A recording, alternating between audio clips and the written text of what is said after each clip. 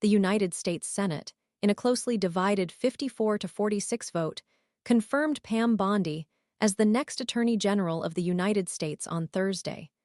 This confirmation marks a significant victory for President Trump, solidifying a staunch political ally at the helm of the Department of Justice, DOJ. Bondi's appointment comes at a particularly turbulent time for the department, amidst a sweeping reshuffling of senior leadership and a clear indication of the president's intention to reshape the DOJ into an extension of his executive authority, wielding it as a tool against perceived personal and political opponents. The confirmation process itself was fraught with tension. Bondi's confirmation hearing saw her vehemently insisting on the DOJ's continued independence.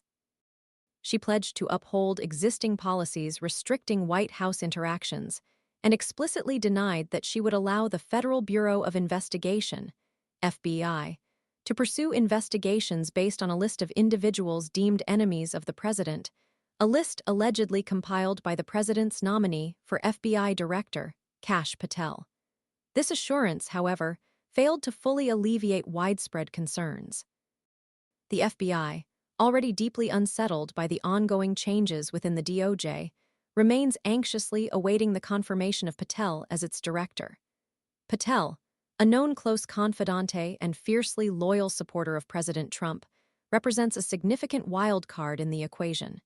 His appointment has heightened anxieties regarding the potential for unchecked, politically motivated investigations and the erosion of the FBI's established independence and impartiality.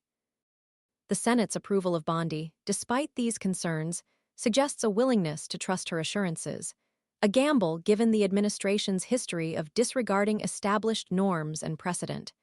Bondi inherits a department grappling with internal turmoil and a diminished public image. The recent dismissal of prosecutors involved in criminal cases against the president, a decision made directly at the president's behest, underscores the profound challenges Bondi will face in maintaining the appearance, let alone the reality, of impartial justice. The sheer scale of the personnel changes underway points towards a concerted effort to reshape the department's culture and priorities, aligning them with the president's political objectives. This strategic overhaul raises significant questions about the future direction of law enforcement in the United States, and whether Bondi possesses the political will and the authority to resist undue influence from the White House. Many legal experts and civil liberties advocates express deep apprehension about the implications of this confirmation.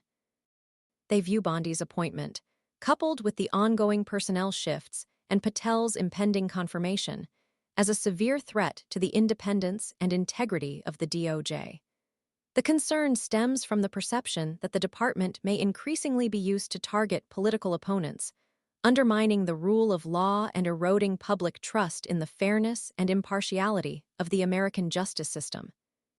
The coming months will undoubtedly prove crucial in determining whether Bondi can effectively navigate these tumultuous waters and uphold the principles of justice and due process, or whether she will become a key instrument in the further politicization of law enforcement under the Trump administration. The weight of this responsibility falls heavily on her shoulders, and the nation watches with bated breath. The potential for abuse of power is palpable, and the consequences of failure could be far-reaching and profoundly damaging to the American democratic system.